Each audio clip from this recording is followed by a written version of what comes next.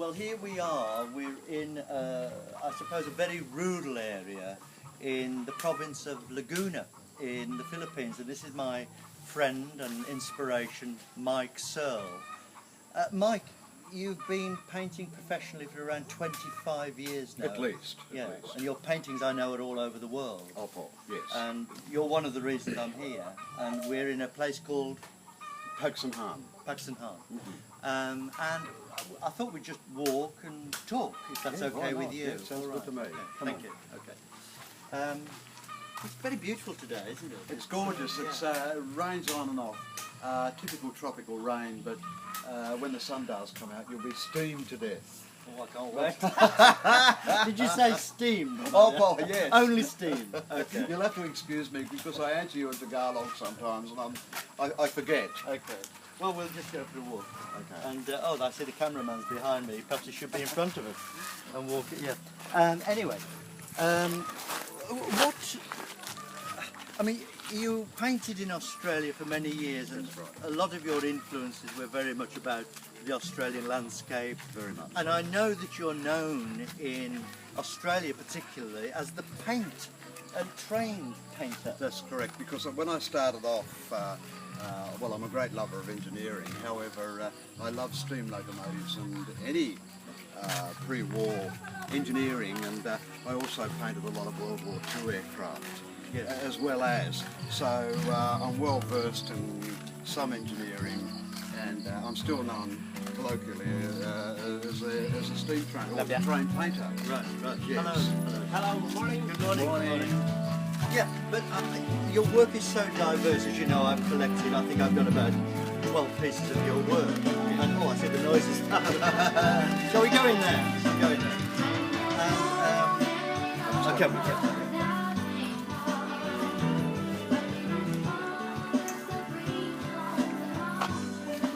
So this is the little resort that you pointed out to me. And Mike, while we're here, we'll just walk down here because it's a bit noisy. I know that you're capable of painting very much life scenes. You're capable of painting very, very good portraiture, landscape. Very versatile. But the last couple of years, you've gone extremely into the abstract side. More the abstracted expressionism, yes. Because this country especially, I think I was becoming stale on Australia because the ubiquitous Australian landscapes, and all of artists rest on their laurels there. But I always need a challenge, and coming to this country I see it with fresh eyes, not like Donald Friend Barley. And everything I see, or everywhere I turn around in this country, there's always something to see, and it doesn't have to be a portrait or landscape, it's just sheer expressionism. And I know that you've experienced through your life, like a lot of artists and a lot of people who don't recognise it, a sort of an imbalance of mood at times. Oh, very much so. And I notice that you reflect this particularly more so in your abstract work. Yeah. Because those are the ones that I've been very drawn to and bought from you, Yes. which adorn my walls back in the UK. Yes. And could you tell us a little bit about how that process began? Well, it didn't start off deliberately. You just mentioned moods. Well, I mean, I'm not the only one, but suffering wild mood swings, depression and or bipolar. You asked me to... All right, there's a bit of a noise. We'll just move on, mate. It was actually you influenced me in that. You said, paint it out, Michael, paint it out, which is very, very difficult to do. I mean, if you're feeling unwell, you don't have the energy to turn on and off a light switch, No, correct? of course not. However, I try so hard, but I find it very interesting in that when I am in a so-called, well, I am in a dark mood, I still can't help the bright colours. Yeah. I mean, you have a few Yeah, well, I'm going to dark show earth you- paintings. Yes, yes. But having said that, I don't know whether it's the good mood trying to come out or escape or what, but I still can't get away from the extremely bright colours that I see everywhere in this country. It's interesting in that, digressing a little, Australia worldwide is known as one of the brightest countries for artists. Here it is bright, the light's more hazy, more polluted. However, it's the life that's bright, and that's it's not so much. Well, it's part of the environment, but it's other artists and the culture that influence me more than what, say, traditional scene or scenery landscapes would.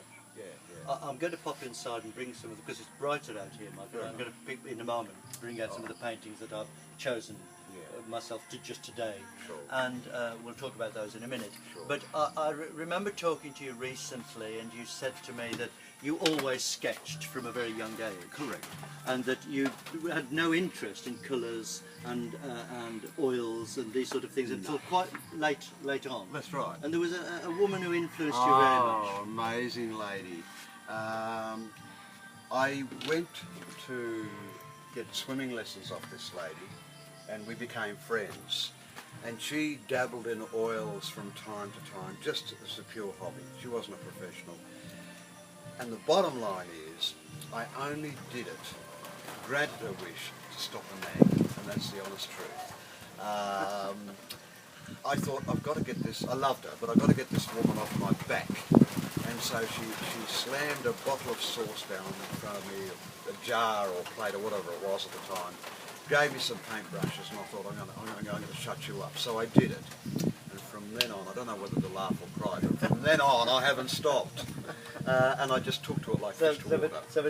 So for 20 years you've been painting. I haven't stopped. And while I still do, I love black and white sketches, I've hardly done any in comparison to what I used to. It's I just can't live without a paintbrush in my hand. Okay. Yeah. I'm just going to go inside with the cameraman. You stay out here, Mike. I'm going to ubiquitous fag. You have a fag break. I'm going to bring some paintings out because I want to talk about them. Great. Okay. Thank you. Okay. A bit dark in here, but not to worry. Well, I don't want these to be damaged, you see, so I'm going to bring these out here. And of course I don't know what the light is like here because we're just doing this roaming, aren't we? But I think the one that I really had to talk to you about, Mike, and I'm going to bring it out to the light here. I was very much drawn to this. You were. I mean, I won't say it's typical, but it's not unusual of your style because your style is so varied, so eclectic. Indeed. But just run through me the inspiration for that. Okay, this particular one, well, usually I have a bee in my bonnet about most paintings, especially political paintings, and especially living in a Catholic country. And I was in not a bad mood when I did that, but nor a melancholy mood. However, I was pissed off with the way a lot of this country has treated the Filipino man, and I've experienced a tremor here myself. And I thought if there was a major disaster here, they don't have the infrastructure and or the medical expertise to look after it. And most of what you see in there is just people crying, some angry, some dead, some mourning. And it was just one of my moods. I just had to make a political statement. And you did simply entitle it Earthquake in Manila. Earthquake in Manila. And I just had to take that and have that. And I shall, as you know, I will frame it and it will be exhibited. Right. So thanks for that, Michael. Another one I'm going to talk to you about now. Right. Do you have a cigarette?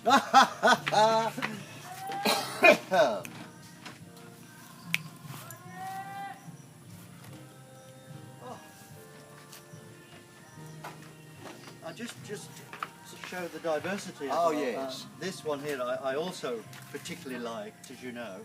Well, And repeating myself, I'm more fascinated by either culture or other artists.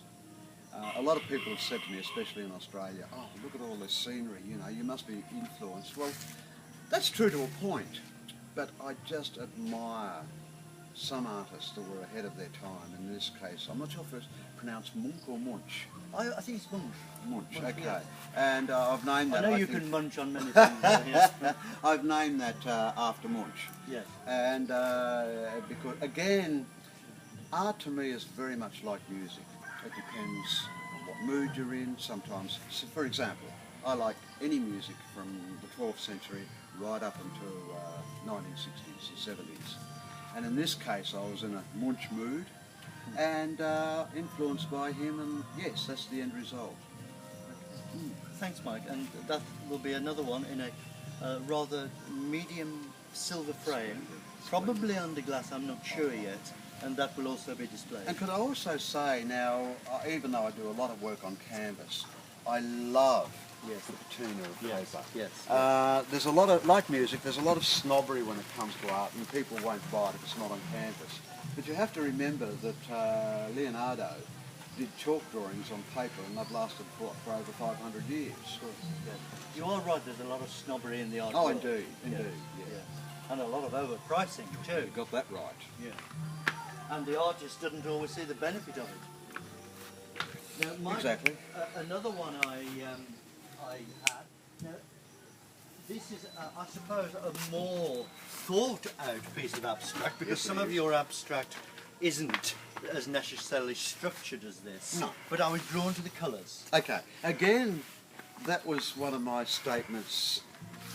I'm not anti-religion. If a person has faith, I'm not going to take away from them. As a matter of fact, that could benefit them if it improves and they want their life to be improved. Not a problem. But I do go off at the hierarchy of Catholicism. I think intrinsically they're basically evil. This is going to get me into trouble in this country. But I speak as I feel. And whilst I believe in miracles, I also believe you have to work for it. And I was in one of those moods that you can see the Eucharist bowl and the sort of church scene there, and the circles represent money, miracles or pennies dropping from heaven, and I've entitled it as such. Pennies from heaven. Pennies from heaven. Yeah, I was very drawn to that, and I couldn't say why. I just instinctively Whatever turned you on at wanted the that. time. Yeah, and I've seen a lot of your much looser abstracts, you know, which I'm also drawn. As you know, I have a lot of them, Correct. and some of your still lifes too. Correct. But I just thought I'd ask you about that. Yeah. And I think as well, I'm rather drawn to the blue. Okay. Yeah. Okay. Thank you. Have a puff on your cigarette. Oh, look, I can't do without it. I'm even littering. Oh. Michael. Now, I asked you not so long ago. Uh-oh. Yes. We have a friend, don't we? And she's got a son who likes horses. And I just said to you. Wasn't Princess Anne, was it? No, darling, no. Well, we won't go there. But and I said to you, look, can you just do something on a horse? He said, oh, it's not what I normally do, but I'll have a go. You said, and you came up with this. Rather dramatic. Yeah. Yeah. And you just—it's not your thing at all. Not really. general. Well, no, it's not my thing. It's not what I choose to do. However, You can obviously do it. yeah, I'm lucky in that whilst I don't rest on my laurels, I think it's important if an artist wants to be loved or well known, I think it's important not just to dwell on one thing. It's like any job, a musician, poet, whatever, depending on your mood. But having said that, come on, I'm not in it to make money. However, money is a necessary evil. You've got to survive. When you've got the two You've lots got that to- you've got. You've Oh, got oh, the we- bottom line is I'm anorexic and I have to eat, dear boy. Have to eat. Yes. And yeah, but I don't get me wrong. I You can don't. literally turn your hand to anything, can't you? Yes, I can. I don't. So if you had to do commercial stuff, If I you had could to. you could do it. That's right. No that's problem. Right. Yeah. Thanks for that. No worries. I'd like to talk to you a little bit more. Sure. I mean, I've only got a very small sample of your work here. I mean, it's prolific, but maybe a bit later on we'll look at some more. But I wanted to talk to you about where you were born, and can we suggest what year you were born, Mike? 1912? No, No. I tell a lie. No, I was born in Tasmania. For those of you that don't know, Tasmania is a state of Australia. It's not an overseas country. In 1955. I wanted to do a number of jobs like all kids, of course, besides being a helicopter pilot of all things. But I just seemed to be born with a pencil in my hand. And I was always teacher's pet, so I excelled at technical drawing. Now, the curriculums in Australia are not great in that if you're deemed to be lacking in some parts of education, you were just given certain subjects, and believe it or not, I wasn't allowed to do art. So naturally, the next best subject I excelled in was technical drawing and geometry. And I don't regret that because A, I loved it, and B, it stood me in good stead. So does that give you the perspective to do the trains? Oh, most definitely. And those huge, huge Gothic-looking boats. Goes without saying. With all the rivets. Goes without saying. And the hulks that I've seen. Yes. And I'm sorry to interrupt. No, that's all right. And also gets back to engineering. You see, I love technology, especially ships, pre-Second World War, because these man-made structures, hot riveting, were all done before computers. It was all the mathematics. And I still marvel at the workers then and what they achieved.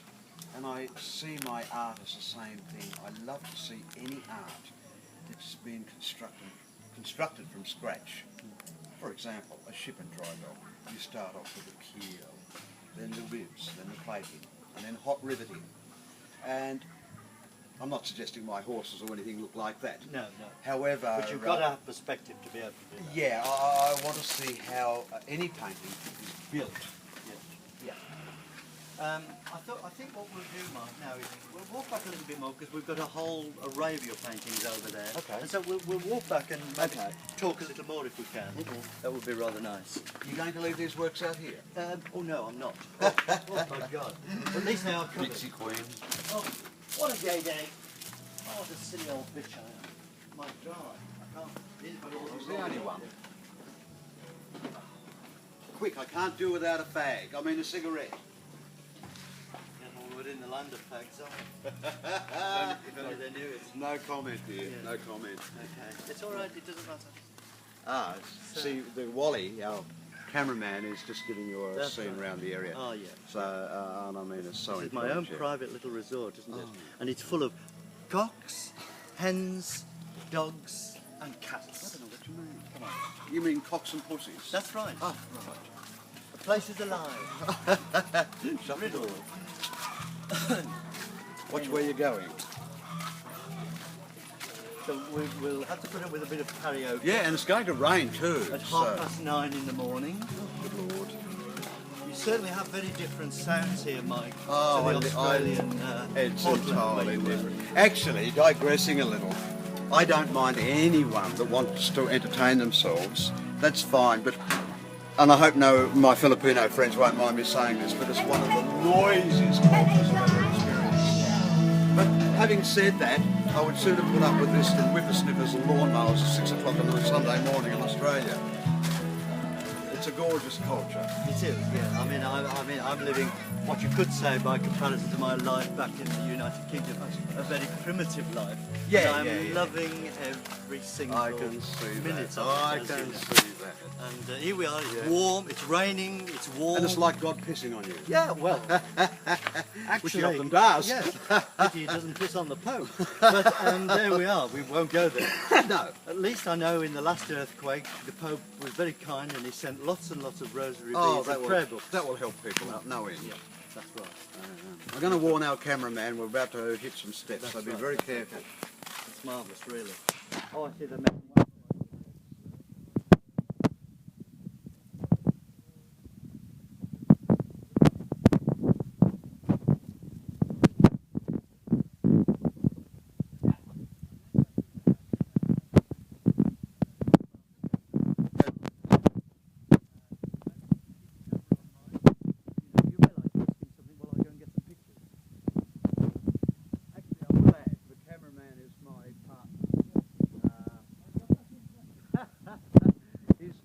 wonderful at everything he does, and he's a self-confessed control freak, but however that makes him very, very endearing. And actually I couldn't do without him in this country. He's been a godsend. In fact, I've got to the stage where I can't do without him, Mike. Oh. Now, I think if we just go back a little bit, maybe, or shall we I'm open gonna this? stand here and look Or shall we beautiful. open? Well, don't push the boat out. I would suggest you put it on that plank there, one of the Okay. builder's planks. Yeah, I was looking through some of these, Michael, and you know, as you know, I spent an hour or so looking at them, and I just want to quickly show maybe the audience some of these. These are just literally on manila paper. Yeah. And see, this I just find, you know, just so incredibly simple, but so incredibly complicated Well, as apart well. from the patina on the paper, you know, I mean, again, I do it for the love of the people or what I want. I paint for myself, of course. Yes. But I'll paint on anything. It could be a scrap of wood. In this case, 10 pesos a sheet of paper. Good For God, heaven's sakes, I mean, that won't send the bank broke. No, that's true.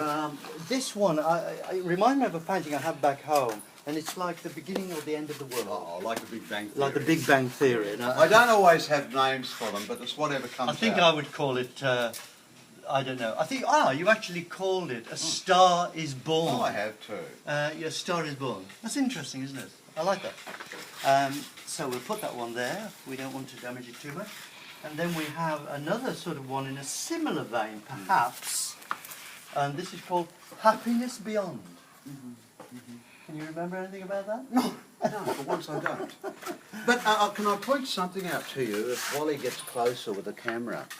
And again, it's usually a political statement, and I talk about construction of works. Now, under here you'll see newspaper. And 9 times out of 10, if I do put newspaper down, it's some controversial article, either to do with the RH bill or something, some politics or something that gets up my nose, and I let it shine through the paper. And being totally vain about it, dear, I would like to think in 100 years' time, if they survive, someone will read some message into that. Yes, and when it's critically acclaimed. Delusions of grandeur, maybe. No, but darling, who cares? they're not. A delusion is a false belief, and your belief should become a reality. I rather like that. Like the pose. Yeah. Again, it's whatever pops into my mind at the time. A Filipino boy. And this, And I would like to say for the camera, I know you are not have any interest whatsoever in people that are of underage.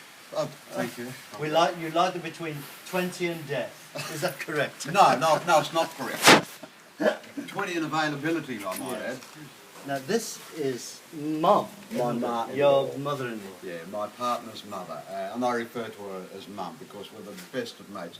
Between my rough Tagalog and her rough English, we get on like a house on fire. Yeah. Even though I know she doesn't understand me, but she's fun. But that shows quite a lot of diversity. And this one here is interesting. You've named this one Beyond Blue, Michael. Beyond Blue.